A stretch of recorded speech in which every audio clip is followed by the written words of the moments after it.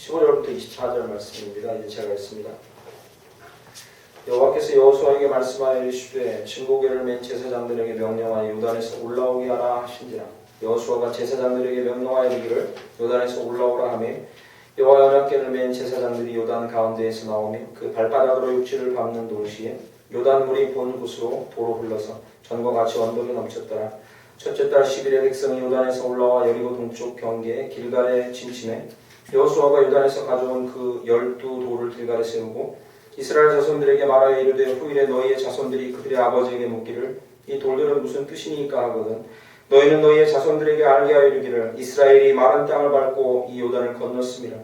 너희의 하나님 여호와께서 요단 물을 너희 앞에서 마르게 하사 너희를 건너게 하신 것이 너희의 하나님 여호와께서 우리 앞에 홍해를 말리시고 우리를 건너게 하신 것과 같았나니 이는 땅의 모든 백성에게 여호와의 손이 강하게 하신 것을 알게 하며 너희가 너희의 하나님 여호와를 항상 경외하게 하려 하심이라 하라.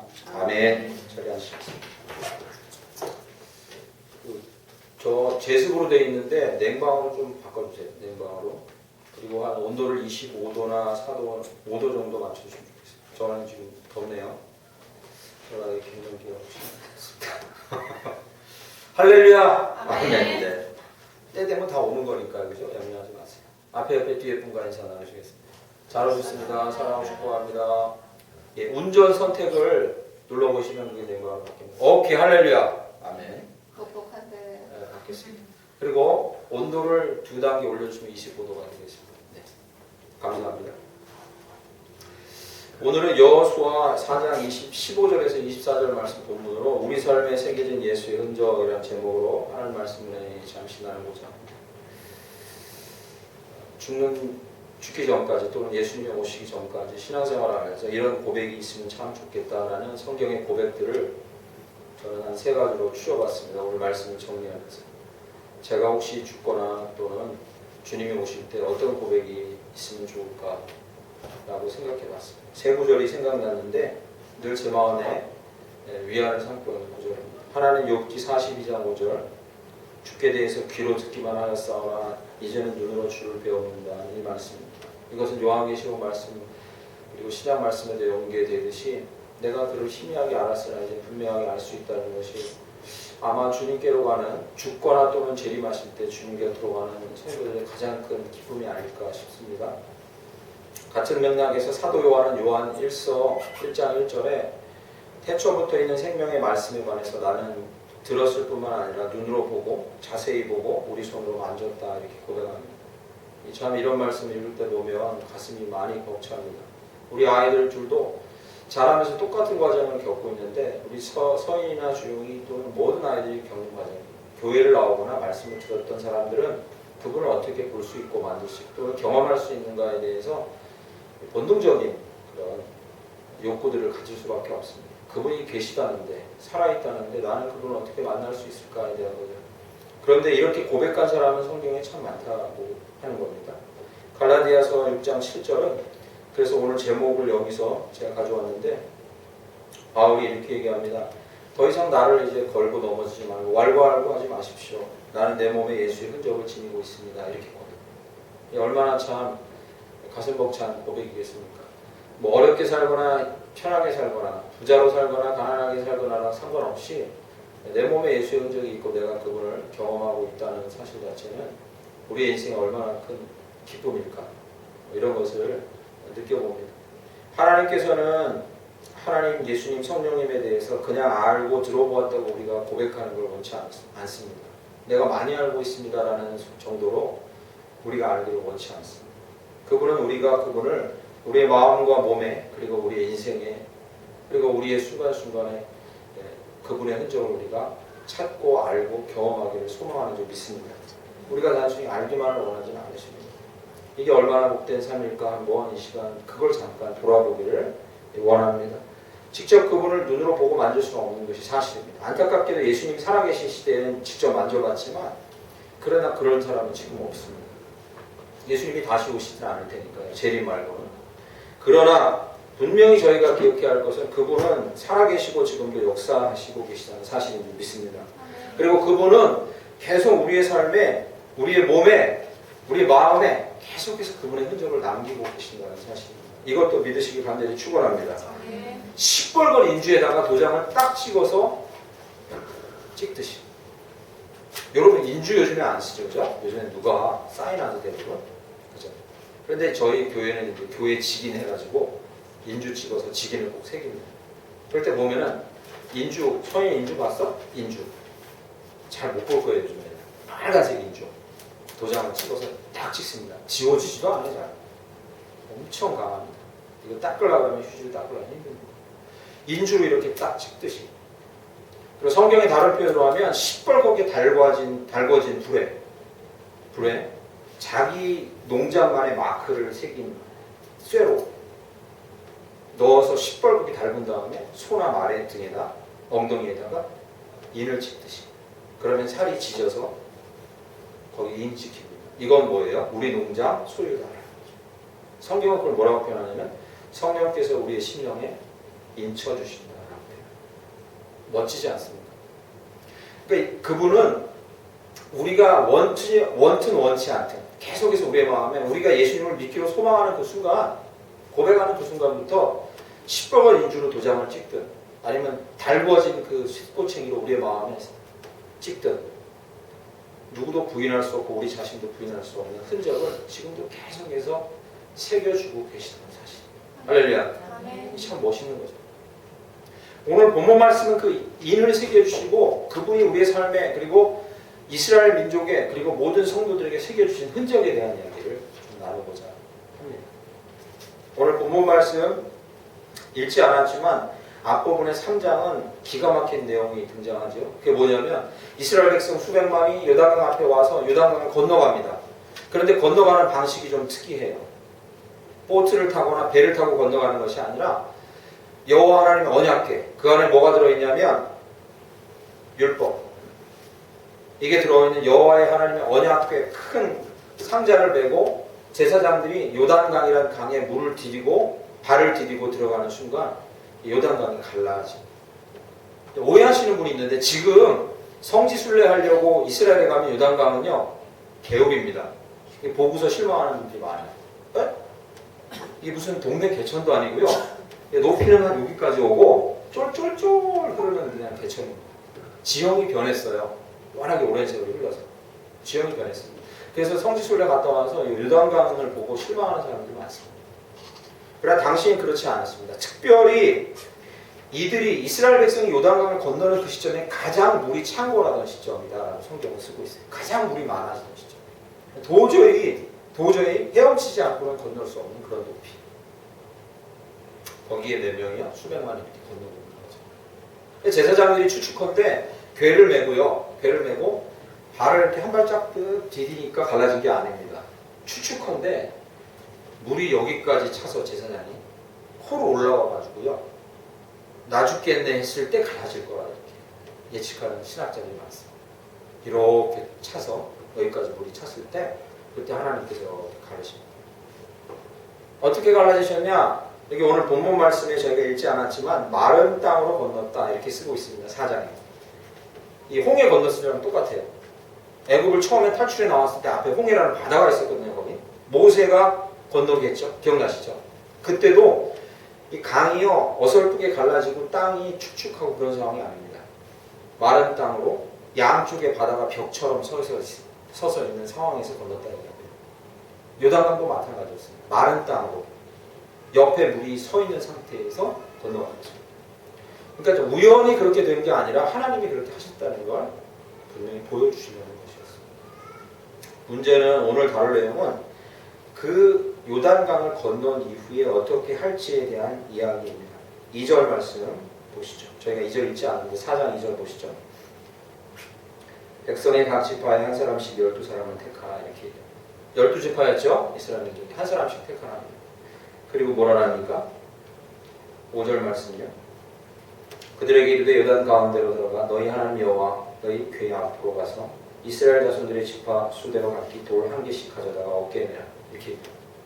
지금 요단강 가운데 누가 서 있습니까? 제사장들이 언약궤 메고 서 있어요. 백성들이 다 건널 때까지. 12지파의 대표들이 들어가서 그 강 바닥에서 돌을 하나씩 취하면 몇 개죠? 12개를 취하라 이렇게. 요런 돌 취한 게 아닙니다. 공개하려고 돌 취한 게 아닙니다. 한 사람이 매기에는 정말로 벅찬 정도의 큰 돌, 그 정도 하나씩을 취하라 이렇게 추측건데 대표 한 명씩에 쫄다고 몇 명씩 같이 들어가서 아마 더 큰 돌을 세웠을 것이다 예측합니다. 고인돌 정도 수준은 아니지만 제법 큰 돌, 사람들이 분명히 크게 볼 수 있도록 그걸 취하라고 말씀하십니다. 목적은 무엇입니까? 19절에 나옵니다. 19절 보시죠. 첫 달 10일에 백성이 요단에서 올라와 여리고 동쪽 경계 길갈에 지치네. 요단강을 건너와서 처음 만나는 도시가 길갈이었고요. 제가 여호수아 처음 말씀드릴 때 길갈이 뭐였습니까? 가나안을 점령하는 교두보가 되는 도시였습니다. 그 길갈에 진을 치네. 즉, 이 천막을 치고 사람들이 거기 머물렀다 이렇게 얘기합니다. 그리고서요. 그 목적은 무엇입니까? 그 유숙할 곳에 그 돌을 20절 요단에서 가져온 그 12돌을 길갈에 세우고 이렇게 왜 그랬겠습니까? 이런 일을 시키신 이유를 바로 그 다음 24절에 설명합니다. 보시죠. 24절은 이는 땅의 모든 백성에게 여호와의 손이 강하신 것을 알게 하며 너희가 너희 하나님 여호와를 항상 경외하게 하려 하십니다. 할렐루야. 아멘. 돌을 세우신 목적을 이제 하나님 말씀하십니다. 여기 24절에 여러 개가 나오는데 세 가지로 요약해서 한 문장으로 만들면 이렇습니다. 궁극적으로 온 세상이 하나님이 지금도 너희를 구원하시고 앞으로도 하실 것이고 지금도 행하시고 계시다는 사실을 알고 경외하게 하라. 이게 돌을 세운 목적입니다. 즉 하나님이 지금도 살아서 역사하고 계시다는 사실을 너희뿐만 아니라 너희 후손과 세상이 알도록 하라. 이게 목적이었습니다. 다른 말로 하면요. 내가 지금 행하고 있는 사실을 잊지 않게 하라. 내가 이스라엘 너희에게 행했던 사실을 잊지 않게 하라. 지금 행하고 있는 것을 부인하지 않고 후대가 잊지 않도록 하라. 이 얘기를 하고 계십니다. 사랑하는 성도 여러분, 이 목적을 이스라엘 백성은 다 이루지 못합니다. 나중에 결국 이루지 못해요. 성경의 신명기, 시편, 신약 성경까지 히브리서까지 계속 이어지는 여러 구절에 뭐라고 써있냐면 너희가 나를 잊었다. 내가 행한 일을 잊었다. 내가 너희를 구원한 것을 잊었다. 내가 너희를 알뜰하게 보살핀 것을 잊었다. 왜 잊었냐라고 성경에 이제 히브리서까지 계속 그 얘기가 나옵니다. 그들은 잊고 또 잊고 또 있습니다. 하나님이 잊지 말라고 이렇게 하셨는데 계속 있습니다. 결국 24절의 목적을 이스라엘 백성은 이루지 못합니다. 잊지 않고 기억하라는데 계속 있습니다. 그럼 한번 생각해 보십시오. 제가 여쭙겠습니다. 하나님에 대해서 더 많이 알지 못했기 때문에 있습니까? 그건 아닐 겁니다. 그들은 계속해서 율법 선생들, 사람들로부터 구전으로 모여만 앉으면 하나님 이야기를 듣습니다. 그들이 알지 못해서 잊은 게 아닙니다. 그러면요, 그들에게 새겨진 하나님의 흔적이 너무 미약하고 적기 때문에 그랬습니까? 그것도 아니라는 걸 저희가 압니다. 얼마나 많았습니까? 성경에 나와 있지 않은 것까지 포함하면 이것은 너무나 엄청난 내용입니다. 그러나 그들은 그것을 외면하고 잊었습니다. 몰라서가 아니고 그 흔적이 작아서가 아닙니다. 계속.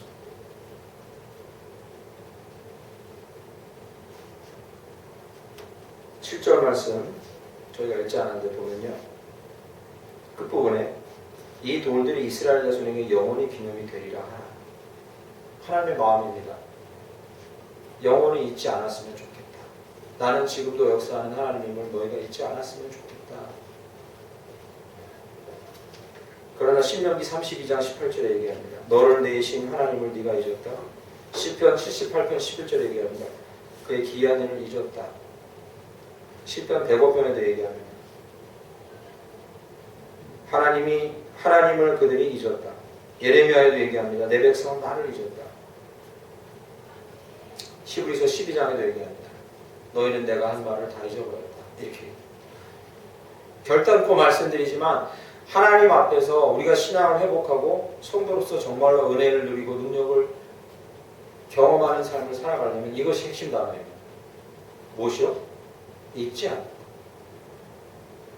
이것이 핵심 단어입니다. 잊어버리지 않는다. 이렇게 얘기하면 어떤 분들은 이렇게 말씀하실 수 있어요. 분명히 여기 계신 저와 여러분, 제게는 하나님께서 주신 흔적이 별로 없습니다.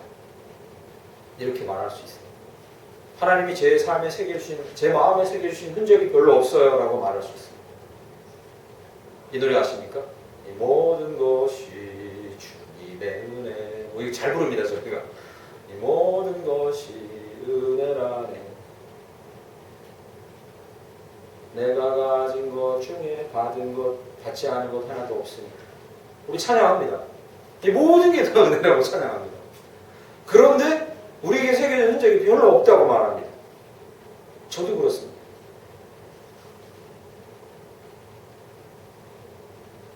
이스라엘은 이 다음에요, 이 요단에서 건져낸 12개의 돌 말고요, 돌무더기를 정말 많이 봅니다. 여러분 성지순례 가면 돌무더기를 정말 많이 보실 거예요.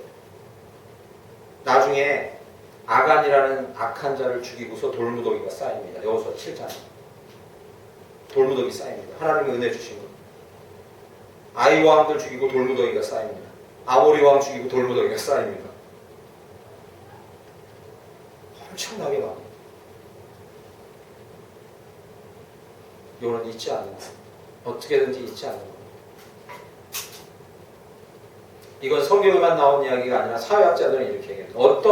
어떤 공동체가 생존하기를 원한다면, 이게 발전하는 차원이 아닙니다. 크게 발전하는 게 아니라 어떤 공동체가 생존하기를 원한다면 두 가지가 있어야 된다.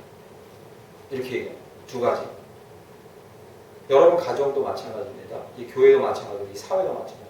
모든 공동체가 생존하기 위해서는 두 가지 요건이 갖추어져야 하는데 그 하나가 기억입니다. 기억. 기억하는 것. 가족 간의 아름다운 추억이 기억되고 있으면 앞으로 좀 나아갈 힘이 있습니다. 이 사회가 예전에 2002년 월드컵 우리 4강 했어요. 그리고 뭐 한강의 기적 이런 거 국민들이 다 기억하고 있으면 그 공동체는 계속해서 지속할 힘이 없습니다. 오늘 제가 아침에 이 뉴스를 잠깐 보다가 인터넷 뉴스를 검색하다가 왜 지금 현 정권에 대해서 40대, 20대는 지지율이 급락하는데 30대만 지지율이 견고한가에 대해서 사회학자가 분석한 글을 하나 읽었습니다. 왠지 아십니까? 그 사회학자가 잘 분석해놨더라고요. 30대만 지지율이 변하지 않아요. 20대, 40대는 내려갔어요. 이미. 30대가 자기들 중고등학교, 대학 시절에 지금 정권의 배경이 되는 정치적인 세력을 했던 일에 대한 추억이 있다는 거예요. 그게 뭔지 아세요? 2000년 월드컵이고요.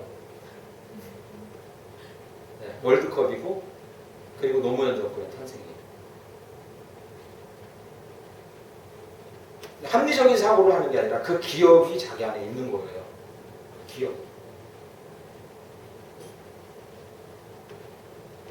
정권, 정치에 대한 얘기를 드리려는 게 아니라 그거 흥미 있게 제가 읽어서 드리는 말씀이에요. 기억이 없는 공동체가 지속될 수가 없어요. 그리고 또 하나가 뭐냐면 희망인 거죠. 공동체가 생존하려면. 그런데 이 희망은 어디서 오냐? 그냥 기억에서 오는 거예요. 그래야 희망이 생기는 거죠. 여러분과 하나님 사이, 그냥 공동체가 아니라 개인적인 입장에서 보면 여러분 개인과 하나님 사이 무엇이 여러분의 신앙을 계속 붙들게 하느냐? 다른 게 아니라 기억이라는 거예요. 잊지 않는 거예요. 그러면 첫 번째 해답을 찾을 수 있습니다. 우리 삶에 새겨진 예수의 흔적, 우리의 기억을 되살려내야 그 안에서 우리가 신앙의 힘을 얻고 다시 소생하고 은혜를 누리게 될 줄 믿습니다. 열심히 주의 흔적을 찾아야 합니다. 너무나 풍성하고 놀라운 그 흔적들을 찾아가요. 저는 지난 월요일날 한동안 개척할 당시에 2014년, 13년 때 수원에 올라와서 1년 내내 이렇게 했는데 한동안 짬짬이 하다가 쉬고 있었는데 이제 본격적으로 이제 걷기를 시작했습니다. 앞으로 좀 자주 할 건데 일단 월요일날은 몸풀기로 여기서 병점 지나서 오산 정도 걸어왔는데 3시간 반 정도 걸리더라고요. 이렇게 걷는데 왜 걷냐고 사람들이 묻는데 그렇지 않습니다. 걸었던 그 길이 어떤 길이냐면 제가 개척하면서 교회 부지를 보려고 걸어다녔던 길. 이 수원 전체에서는 골목 중에 안 걸어본 골목이 아무데도 없어요. 거의 1년을 걸어다녔습니다. 수원. 여러분이 사시는 골목도 제가 다 걸어봤습니다. 여기가 좋을까 저기가 좋을까 보면서. 그때 좀 참 많은 은혜를 받았습니다. 낮에는 걷고 밤에는 기도회가 있고 그렇게 한 1년을 지냈습니다. 그러고 보니까 수원이 가슴에 이렇게 들어오더라고요. 어디에 뭐가 있는지 다 아니까. 수원이 마음에 다 들어오더라고요. 잊고 있었던 것을 회복하는 거예요. 그걸 위해서 걷는 거예요. 아, 내가 이렇게 걸어다녔구나. 여길 보았고, 여길 보았고. 그리고 무슨 일이 일어나냐면, 개척 2주 만에, 2주 정도 됐을 때 저희 가족만 예배드렸습니다. 딸랑 넷이. 정말 아무도 없었어요. 3주 만에 첫 성도가 등록하고, 4주 만에 한 명이 더 등록하고, 그때부터 계속 등록이 일어났어요. 쉽지 않은 일입니다.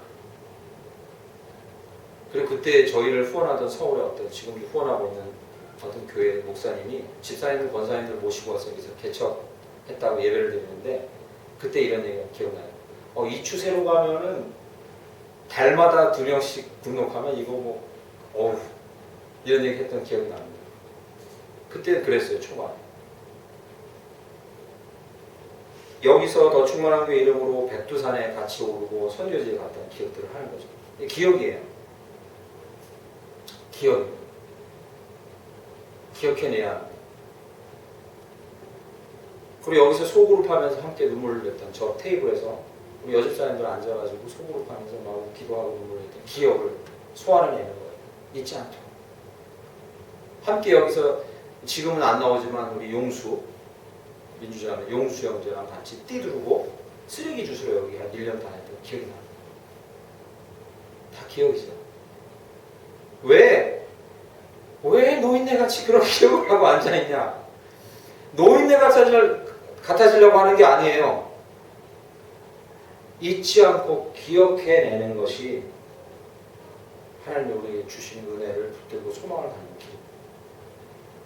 하나님 말씀하신 거예요. 잊지 않고 기억하라. 도를 세우고 기억하라. 내가 너에게 베푼 은혜를 샅샅이 찾아내고 기억하라. 그것이 우리가 살아가는 길이고 우리가 하나님 안에서 다시 은혜를 누리는 길이라는 사실을 하나님은 잘 알고 있다는 거죠. 여러분 있으십니까?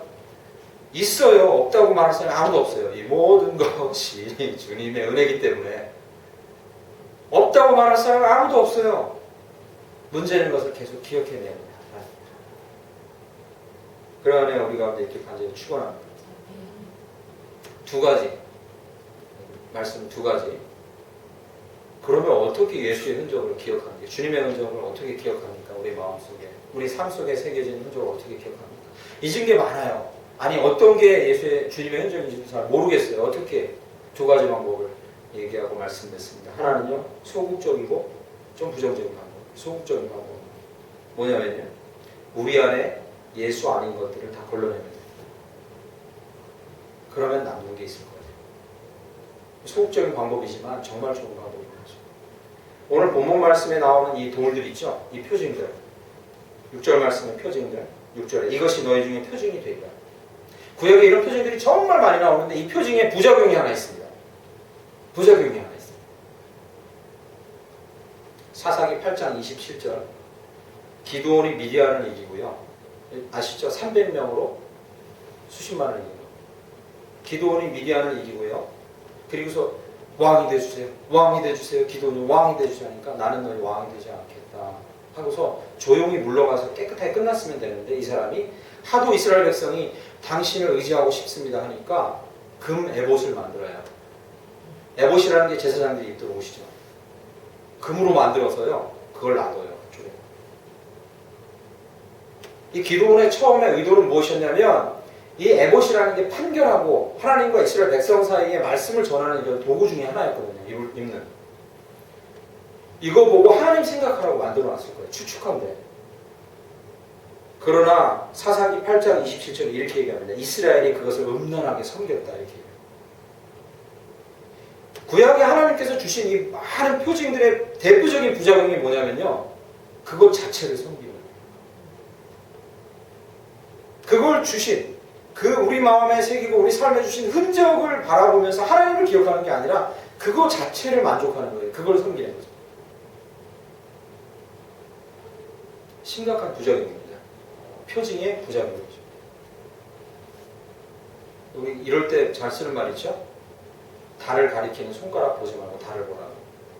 자주 쓰는 말이죠. 그죠? 그들은 손가락을 보는 거예요.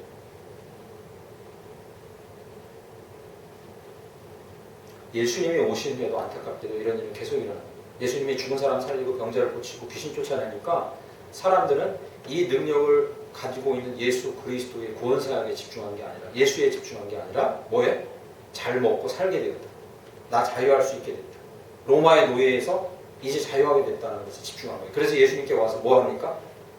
보여주세요. 보여주세요. 당신의 능력을 보여주세요. 예수에게 관심이 없어요. 그분이 행하시는 능력에 관심입니다.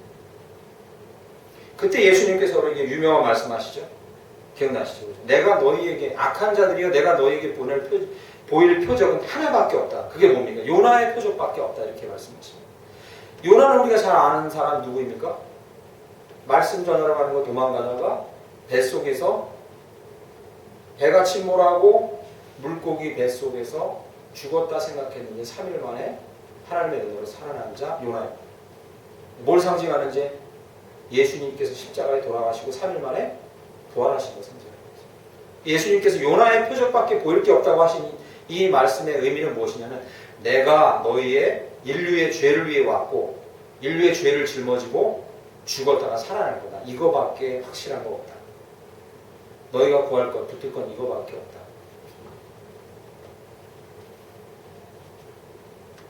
우리의 삶에 새겨진 예수의 흔적을 발견하려면 그러므로 우리 삶에서 예수가 아닌 것, 예수를 우리 삶에, 우리의 마음에 드러내려고 하나님께서 일으켜주신 기적과 은혜가 아닌 것만 재보면 됩니다. 수련회를 갔다 옵니다. 수련회를 갔다 오면요. 우리 어른도 마찬가지예요. 아이들만 뭐라 할게 아니라 어른도 그 강사 진짜 재밌다. 끝내줘요. 말이 뭐 입에 모터가 달린 것 같아가지고 말빨이 끝내준다고. 기억이 그게 남아요. 그러면 별로입니다. 그런 집회 별로입니다. 그 사람 말이 너무 잘했다는 게 남아요. 별로입니다. 효과가 오래 못 갑니다. 그거 말 잘하는 거 말고요. 그분이 우리 삶에 교훈을 많이 줬어요. 그거 남아요? 그것도 아닙니다. 그것도 아닙니다. 교훈 많이 줬어요. 그것도 아닙니다. 뭐만요? 말씀 듣고 예수만 예수가 그런 분이구나라는 걸 어떻게 저렇게 설명하고 저렇게 나한테 묘사해주고 내 마음에 새겨줄 수 있을까라고 그게 하나라도 남으면 그게 진짜입니다. 그거 말고 그냥 다 잊으셔도 돼요. 다 잊으셔도 돼요. 사람들을 만납니다. 이 사람들을 만나면요. 제가 어저께 칼국수를 하나 먹으러 왔는데 동수원 KT 전화국 뒤에 있는 칼국수집입니다. 소담골. 한번 가보세요. 손맛이 괜찮아요. 근데 이렇게 들어가는데 입구에 차 세울 데가 없어요. 골목이 되게 복잡해요. 그런데 저는 차를 세울 데가 없어서 빙빙 돌리다가 저 멀리 세워놓고 우산 쓰고 걸어가는데 아주머니 한 분이 거기서 다른 차 세우려고 그러는데 세우지 말라고 거기서 서가지고 저쪽에서 오면 자기 남편한테 이리 와! 이리 와! 어떤 차가 와서 세우려고 하니까 자리 있다고 가라고 하면서 이리 와! 이리 와! 이렇게 하는 거예요. 제가 들어가는데 이리 와! 이리 와! 하면서 손으로 저를 이렇게 어떻게 얼굴을 쳤어요. 이렇게.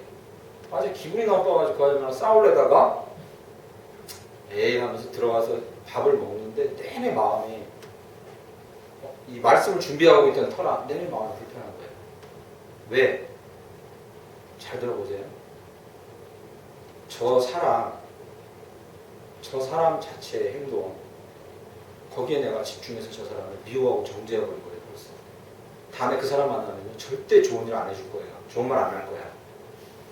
이런 마음이 생기는 거예요. 너 내가 지금은 안 싸우지만 나는 만나봐 너 같은 인간 상종도 안 해요 라는 마음으로 칼국수를 먹고 있는 거예요. 잘 들어보셔야 돼요. 그러면서 제가 마음이 회개되는 게 그 사람이 믿는 사람일 수도 있잖아요.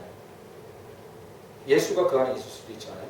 그런데 성격이 교정이 안 돼서 그럴 수도 있잖아요. 그럴 수 있죠. 얼마든지 그럴 수 있죠. 근데 그 사실을 내가 모르면서 이미 그 사람을 완전히 단죄해버리고 나는 너 같은 인간 정말로 상종하기 싫다는 마음으로 그럴 수도 이제 먹고 있는 거예요. 저거 진짜. 그렇게 보니까 모든 게 다 밉상으로 보이는 거예요. 일단 양말도 안 신었는데 아저씨 다리를 하고 책상에 앉아가지고 먹기 시작하는 거예요. 이거 봐. 내가 보니까 꼬라지가 보니까 내가 본 게 맞아. 저 인간이 들댔어 하고 막 안 좋은 것만 보이는 거예요.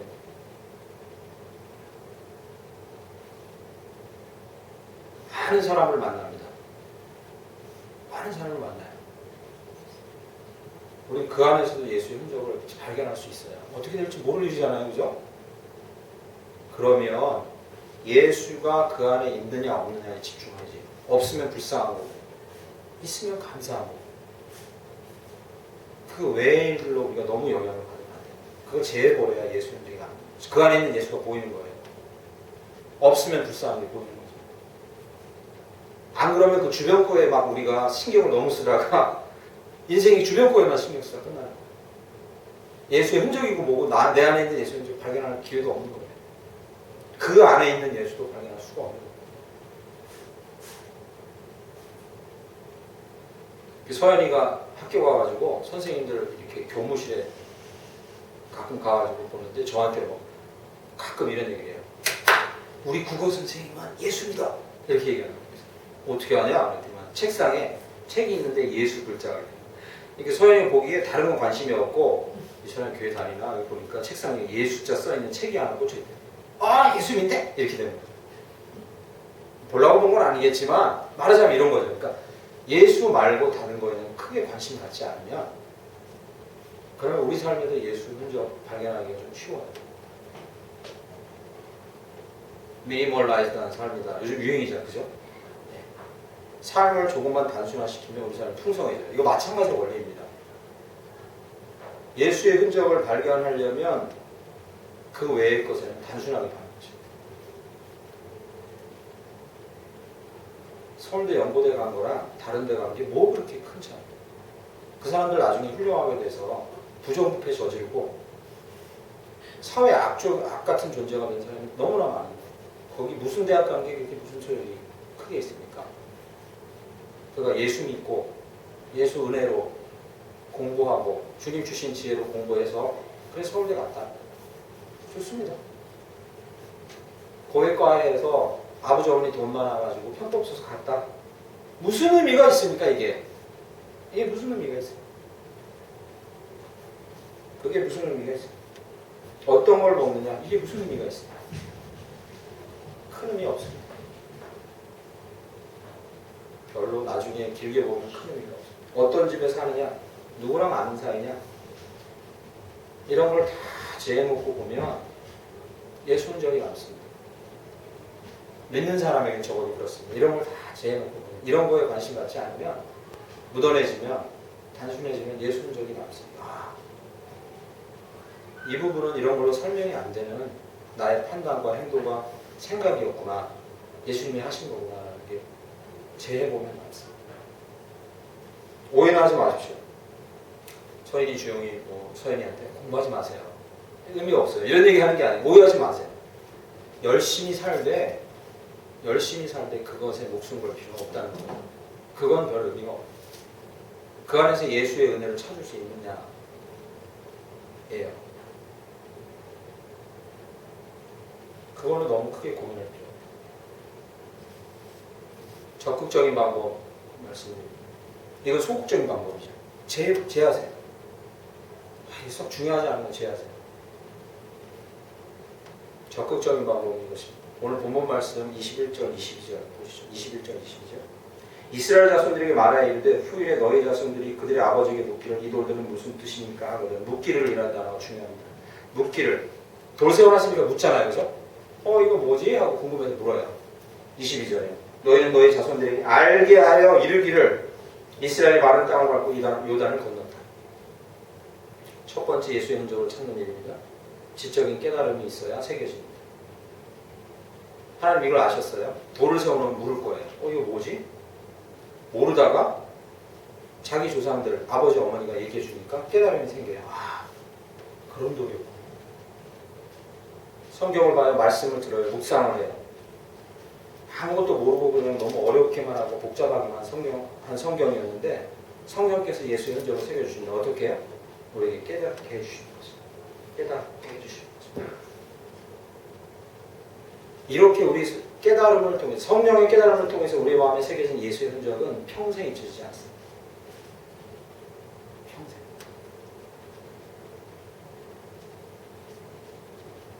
지금 심야기 도중인데 1차 3주가 끝나고 제가 2차 3주에 들어갔는데 1차 3주 끝날 때쯤 마지막 날에 하나님 저한테 대답해 주셨다고, 말씀해 주셨다고, 응답해 주셨다고 제가 나눴는데 엄청난 응답이었어요. 저한테는. 제 인생에 이 터닝 포인트가 될 만한 그런 대답이었는데 이게 어떻게 왔냐. 내가 잊고 있던 말씀. 아주 오래전에 나에게 말씀하셨는데 내가 잊고 있던 말씀 같은 걸 깨달음을 통해서 제 마음에 새겨져 있다는 걸 끄집어내신 거예요. 아주 신기한 거죠. 끄집어내신 거. 어릴 때 들었는데. 어릴 때 엄마 손잡고 주일학교에 가서 들었던 그 말씀인데 제 마음에 아주 오랫동안 묻혀져 있었는데 그때는 너무 충격적이었던 그 말씀이 되살아나는 거예요.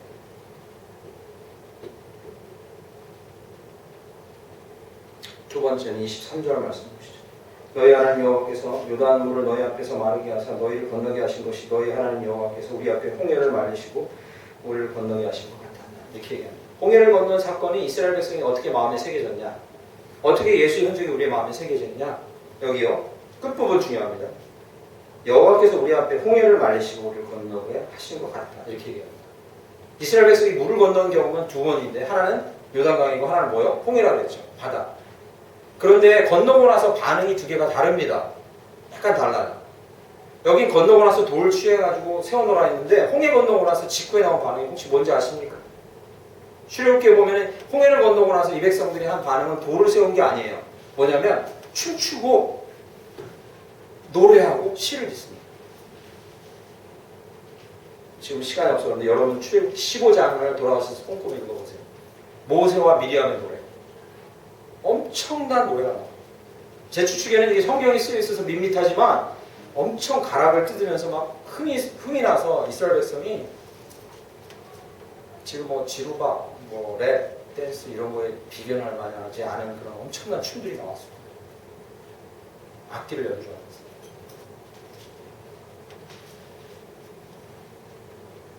예수는 어떻게 새겨집니까? 감동으로 새겨집니다. 잘 기억하세요. 성령께서 깨달음을 주셔야 돼요. 그걸 붙들어야 돼요. 그래야 예수의 흔적이 새겨요. 두 번째는요. 우리의 마음을 깊이 찌르시고 감동하셔서 예수의 흔적이 새겨집니다. 여러분 그런 경험 없으십니까? 기도하다가 눈물 범벅, 콧물 범벅 하신 경험 없습니까? 그때 예수의 흔적이 새겨져요. 예수 사랑을 듣고 이유도 없이 내가 한없이 울었던 기억 같은 거 없으세요? 그렇게 새겨져요.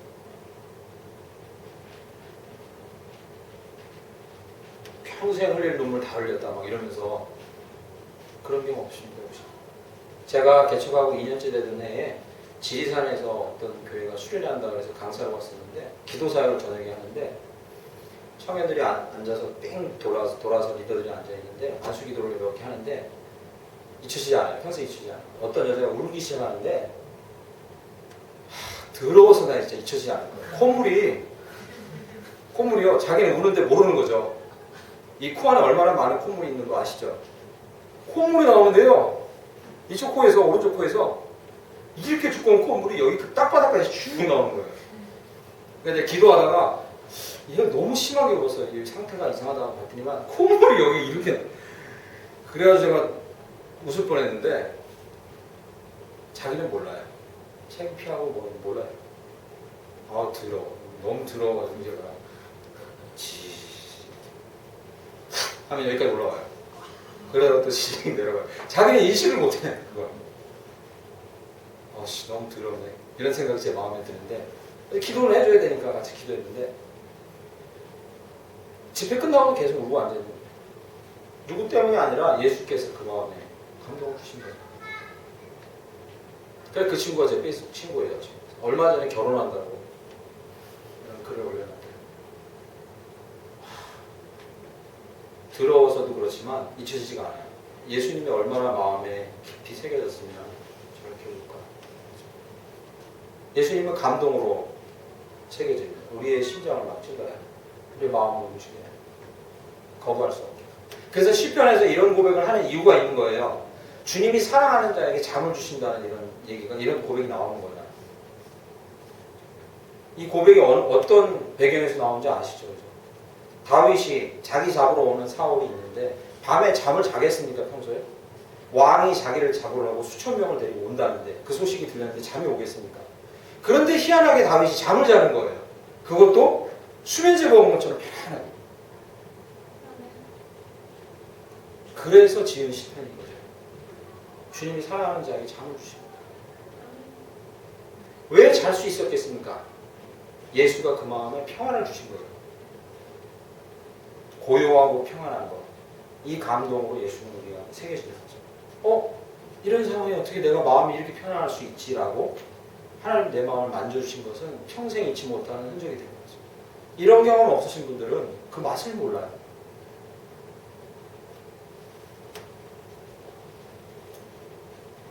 시간이 마지막입니다. 24절 가서 마지막입니다. 이 땅의 모든 백성에게 여호와의 손이 강하신 것을 알게 하며 너희가 너희 하나님 여호와를 항상 경외하게 하려 하십니다. 하나님은 어떻게 예수 그리스도의 흔적을 어떻게 우리에게 새겨지냐? 우리의 삶을 변화시키면서 새겨져요. 분명한 변화가 있기 마련입니다. 마음이 변하든 삶이 변하든 습관이 변하든 생각이 변하든 태도가 변하든 변화가 있습니다. 여기 어떻게 해요? 왜 내가 도를 세우고 나를 잊지 않게 했느냐? 항상 나를 경외하게. 나를 두려워하여 너의 삶의 태도가 변하고 마음이 변하고 습관이 변하고 행동이 변하도록. 예수는 어떻게 새겨집니까? 우리에게 새겨진 예수의 흔적을 우리가 기억해내려면 어떻게 합니까? 우리가 어떻게 변해왔나? 조금씩이라도. 예수님 사람 때문에 죄에 민감해지고 죄책감이 더 들었나? 변화되고 있는 거예요. 죄에 묻어나지 않고 민감해지는 거예요. 의에 대해서, 선에 대해서 의욕이 생기고 조금이라도 그것을 실현하려고 몸부림치고 있는 거예요. 특별히 오해하지 마십시오. 이렇게 얘기하니까 예수 때문에 행동이 변하고 삶이 변한다 할 때 이런 사람을 상상하시는 경우가 많아요. 뭐냐면요. 버스 탈 때도 막 성경책 들고 다니고 사람들 귓가서 만나 할렐루야 뭐 이런 사람을 상상하시는 경우가 많아요. 부작용 많이 나왔죠 우리나라. 이렇게 변하는 게 아닙니다. 이거 얘기하는 게 아니라 예수로 인해서 그 흔적이 남는 변화는 양심적이 되는 거예요. 사람다워지는 겁니다. 도덕적이 되는 거예요. 사람에게도 불편을 주지 않고 양심이 껴있는 거예요. 왜? 주님이 찌르니까. 너 때문이 아니라 내가 예수 때문에 더 양심적이 되고 더 도덕적이 되고 더 인간다워지는 거죠.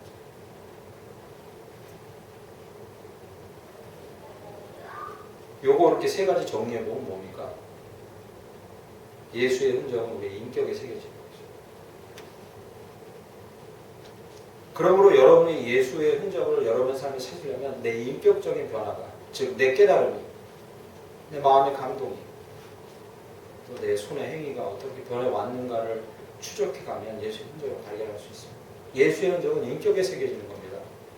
샬라샬라 방언을 잘하거나 또는 내가 다른 사람보다 특별하게 더 교회에 열심이거나 이게 나쁜 건 아닙니다. 그러나 그걸 자랑할 건 아니죠.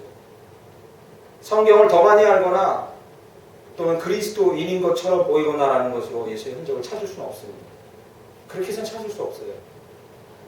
그렇게 찾다 보면 나중에 냄새나는 것밖에 없고 오해밖에 안 생겨요. 네가 더 열심히, 내가 더 열심히, 장로감이 이런 얘기밖에 안 들리는 거죠. 예수의 흔적은 인격에서 찾는 겁니다. 우리의 인격에서. 여러분의 인격에서. 말씀을 냈습니다. 우리 삶에 새겨진 예수의 흔적을 기억해내시기 간절히 축원합니다. 사실 이 방법밖에 없습니다. 처져 있고 기운 빠져 있고 불안하고 내가 왜 이렇게 성장하지 않을까 또는 왜 이렇게 힘들까라는 이런 상황에서 힘을 내고 그리스도인답게 살아가는 방법은 사실 이거밖에 없습니다. 주님이 우리 인격에 새겨주신 그 예수의 흔적을 찾아가는 길밖에 없습니다. 그러나 내가 저희 가운데 평생 있길 간절히 축원합니다. 찬양드리고 기도합니다. 주님, 우리의 삶에 새겨진 예수의 흔적을 꼭 기억하게 하시고 쫓아가게 하옵소서. 너 예수께 조용히 나아가 내 모든 짐 내려놓고 2절과 3절 찬송가 539장 찬송가 539장 2절과 3절 찬양드리고 우리 하나님 앞에 이런 기도로 나아가려고 합니다.